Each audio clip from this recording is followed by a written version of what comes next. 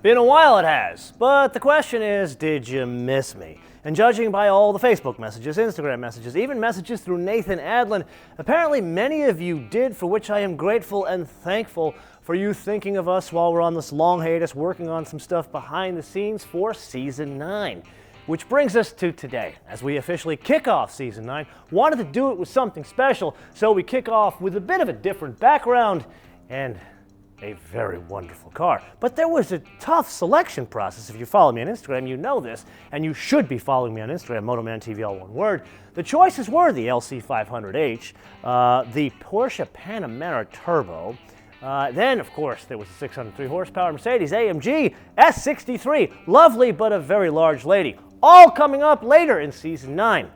However, we needed to do something more obnoxious, as in yellow. Something with a ridiculous wing in the back that makes the visibility of a Camaro look downright prudent.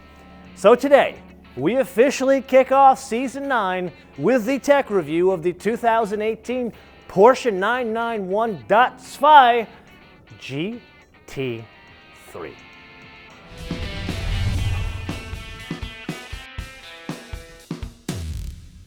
Now, over the previous 8 seasons, I've always kind of given you a hint advice every time we're about to dive off into some serious technical by saying something like get your iPad, notebook, or Etch-a-Sketch out. Today, you need a very thick notebook, and here's why. Made in Vlocht. Most people know these things are designed and engineered in a town called Zuffenhausen, just outside of Stuttgart. Well, parts of this are made in a town called Vlocht, also just outside of Stuttgart. But this is the home of the Porsche motorsport people, the people behind cars like this and other motorsport vehicles within the Porsche world. So with that, let's open this thing up. Like other 991.1s and .2s, can't see a thing here, basically the carbon fiber dress-up, and this very cool carbon fiber hinge here.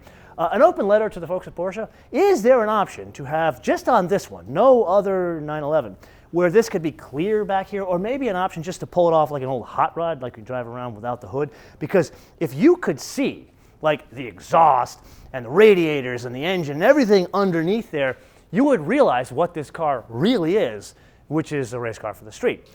But I digress. Anyway, what we need to focus on is this, the 4.0. Now, one would think, well, it's just a bigger flat six and call it a day.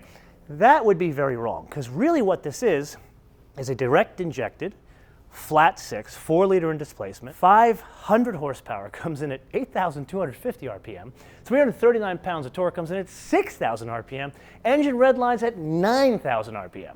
But here's the most important part. This is the only 991.2 on offer without a turbocharger. So let me say that again, no turbocharger. So how does it do these wonderful numbers without a turbocharger? Well, that's where the Vlocht people come in. They take most of the parts and they create their own.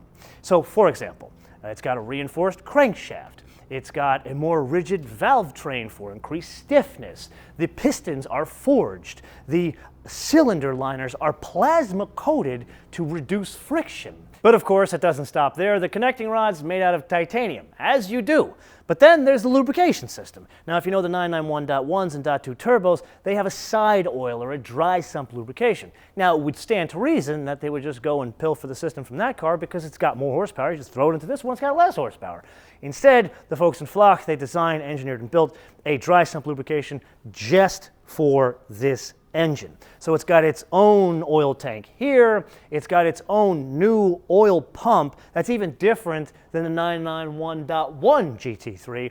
Then the piece de resistance is how it gets the oil into the engine. It feeds it through this central system that gets the oil directly to the base of the crankshaft. So putting this all together, it's more than the sum of its parts. It's a 991.2 engine that's normally aspirated, that is engineered to incredibly high standards and basically made of frankincense and myrrh. Now, for this exercise, we need to harken back to our knowledge of the serial production 991.2, which means multi-link unit in the back, McPherson's in the front. From there, Vlocht takes over by adding an additional spring at each corner. Then they take a lot of stuff that's optional in a Carrera or even a turbo and makes it standard here. So this has the rear wheel steer. This has PASM, which means adjustable dampers. This has Sport Chrono, which means it's got the adjustable engine mounts. Then it's got PSM, which is the stability management, and of course Porsche torque vectoring, all standard. So effectively there is no options you could make to this system here. This is like the most kitted out suspension that can be put on a Porsche 911. Then on top of that, the wheels are stunning. 20 inches all the way around. The rubber, it's like comical numbers. 245/35 in the front, 305/30 in the rear. Then there are the brakes. Put aside what you see here. Fitted as standard is 380 mils in the front, 380 mils in the rear, so that's about 15-inch diameter all the way around. That's bigger than the wheels on most of your cars that your mother drives.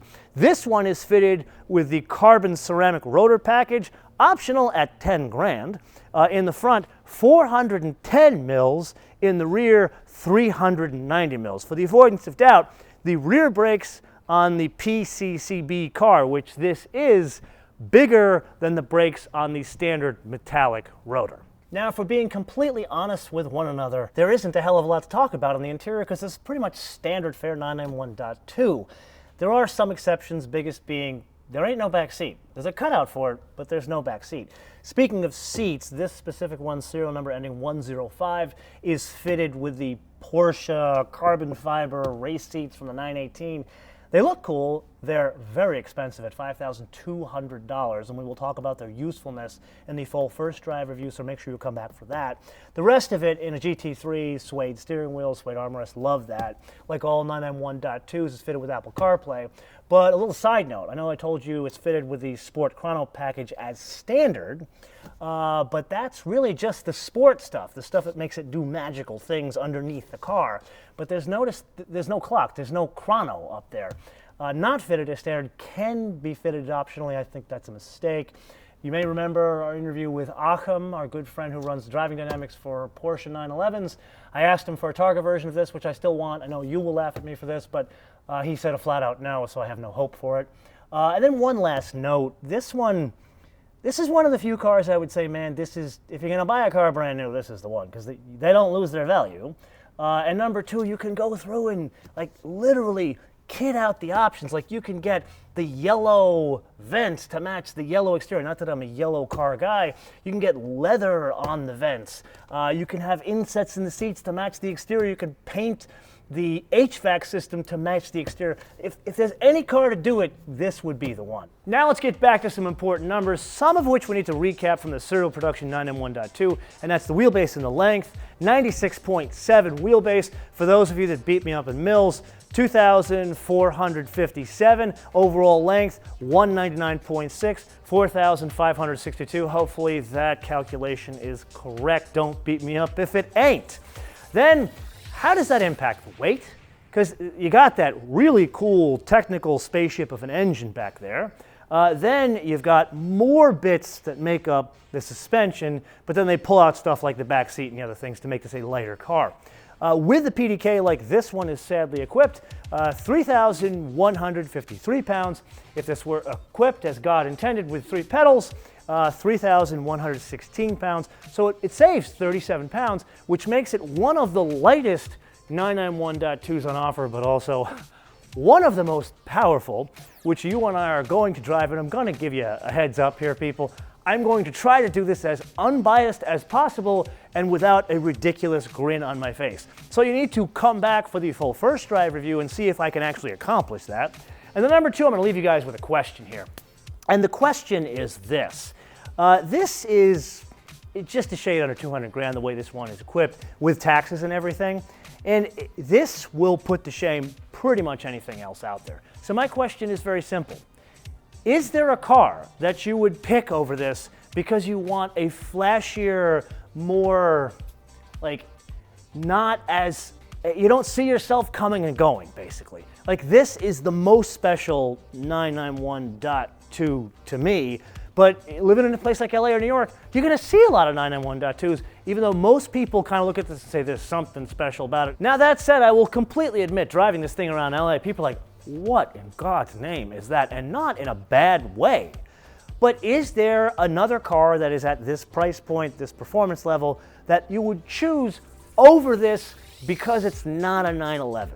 So let me know what you would choose, why you would choose it, and what region of the world you hail from. And you know what? Let me know for good measure if you have ever owned a GT3 and do you still have it. Let me know in the comments below or via our social media, MotoManTV all one word, MotoManTV all one word, Facebook, Twitter, and Instagram. And of course, on the Amazon App Store, don't forget, we're there now live, and you can download our app there, Apple iTunes, as well as Google Play, all for free.